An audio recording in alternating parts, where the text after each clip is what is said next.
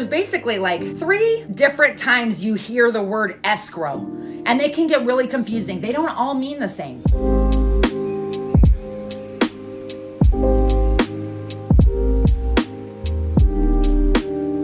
Escrow is almost like another word for a bank account on behalf of you and usually somebody else, used in 3 different ways. Now, escrow, as far as in your monthly payment, your bank, the servicing department, will have a escrow account for you. And that's where every month they take the 1 month of taxes and the 1 month of insurance you paid as part of your monthly payment, and they put it into that little interest-bearing bank account. And then at the end of the year, it's 2 times for taxes typically, and 1 time a year for the insurance. When those things have to get paid, they pay them from your escrow account. Another time escrow is used is when you go to buy a house and they accept your offer.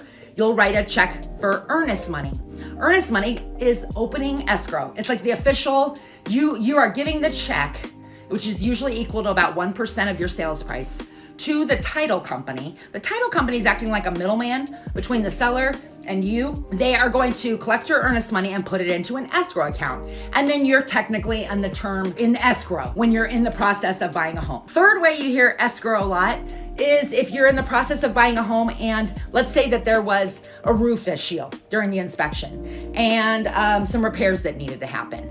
And you set up an escrow holdback account with your lender so that the work could get done. They could close on the house, then the work could get done. They could have somebody go back out right before distributing the money to that contractor. Just if you remember this, if you hear the word escrow, somewhere there's gonna be some money held on behalf of you, and either for the purposes of paying your taxes and insurance, the purposes of paying for repairs that you guys agreed to on the house that you're buying, or for the purpose of holding earnest money until you close on your house, and then that earnest money goes towards the down payment closing costs you need at the end of the transaction, before you close on your house.